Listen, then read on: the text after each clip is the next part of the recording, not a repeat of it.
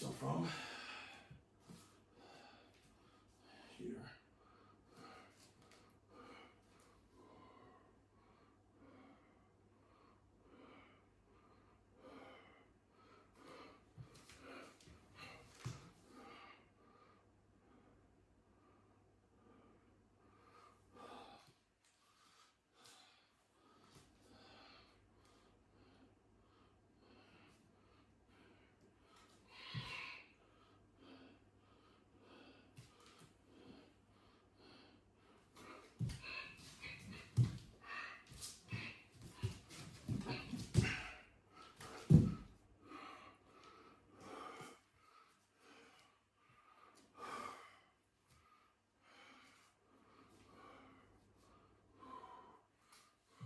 here, 1, 2, 3. Doggone it.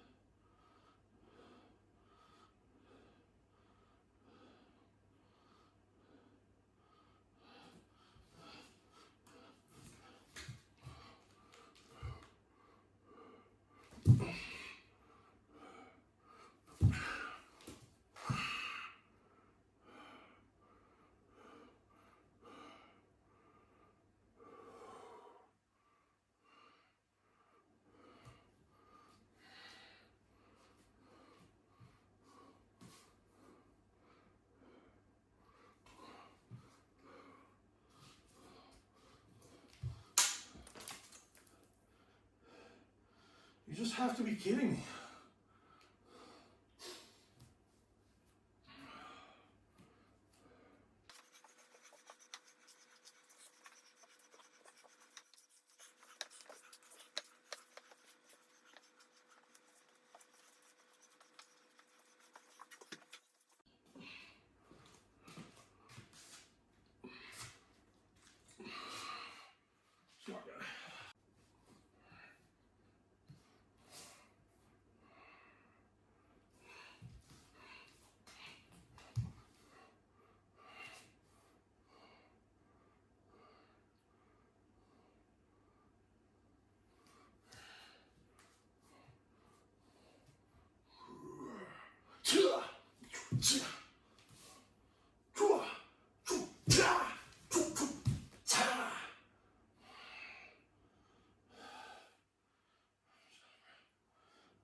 can't step over like that.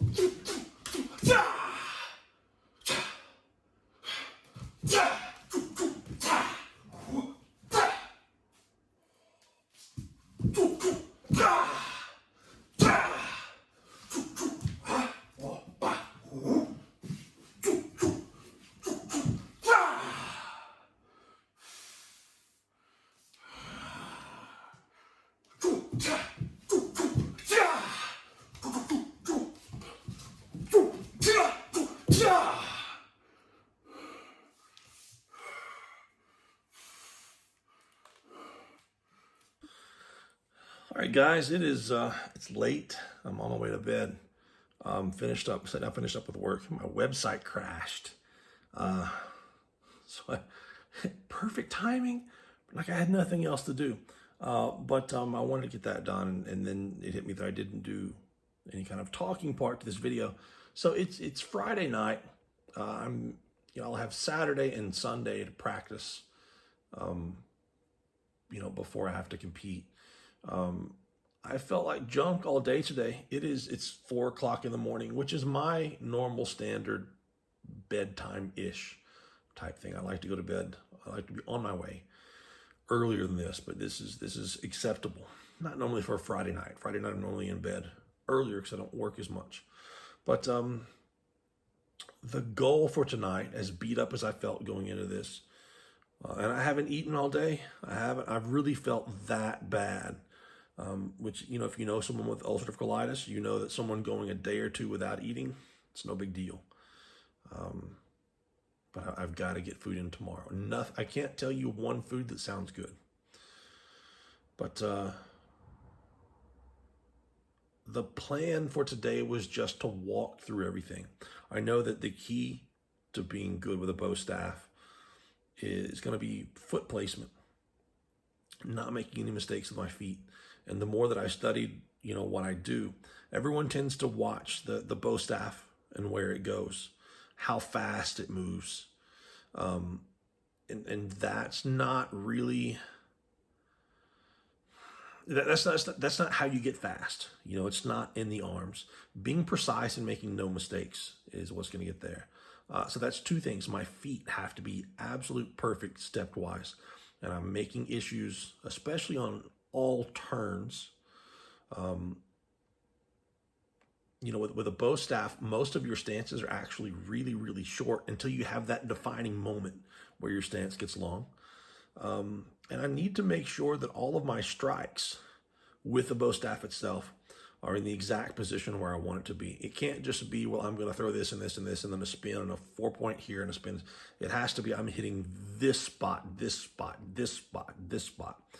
And that transfers over into making it look good. So, if I had 3 months to work on that, I could do a little bit of work every night just for a few minutes on a section. I could do a lot of drills and get better, but I don't have that amount of time. I've got less than 48 hours.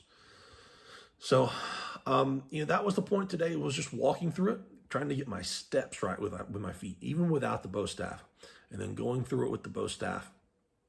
Slower motion, just walking through it, and working on, hey, this goes here, this strike goes here, this strike goes here.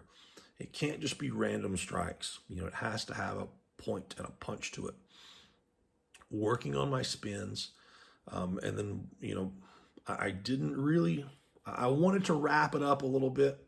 And as I began to find that final, that third section to wrap it up with, I just got into a flow, a creative flow, to where I could have gone to a fourth section and a fifth section.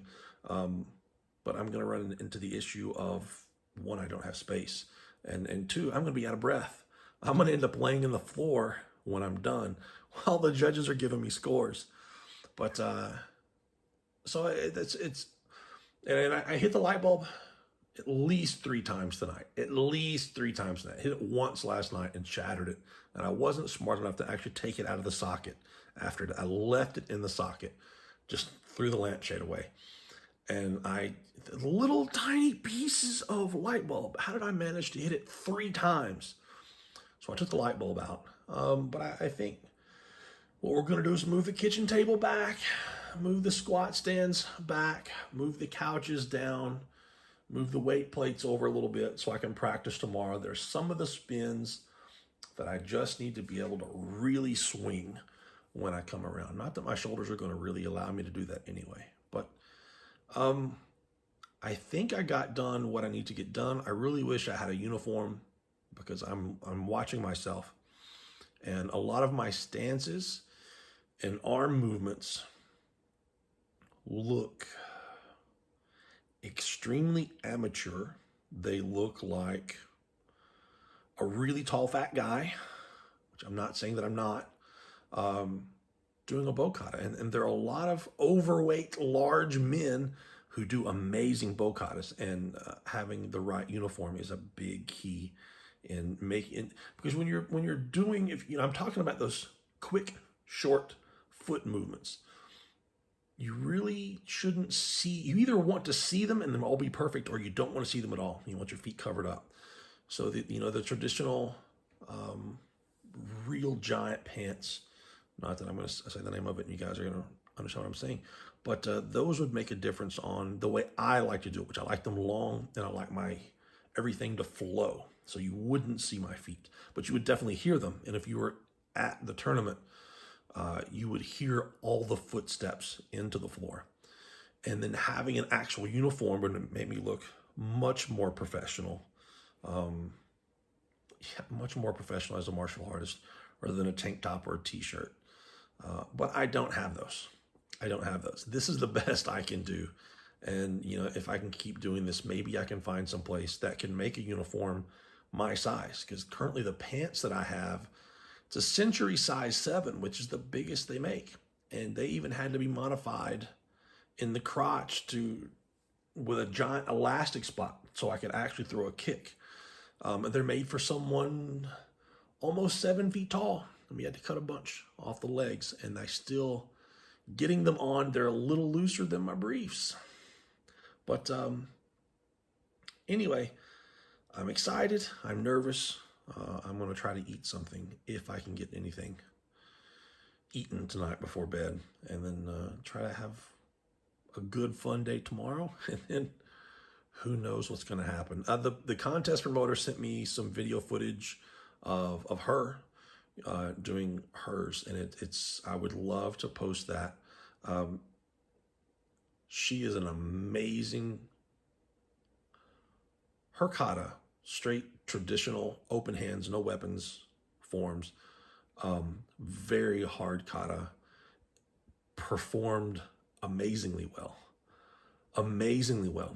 in her living room. And then halfway through, and she's yelling, screaming, dead serious. And I can't express how much of an art that particular kata is. Both kids come running in. The dog and the cat run in. And then within her last couple of final moves, her son walks across the room and touches her on the shoulder and says, "Hey, Mom, and she begins asking her a question as she's in like the utmost of intensity, finishing it live on video to get a score. Slipped on a throw rug on the floor.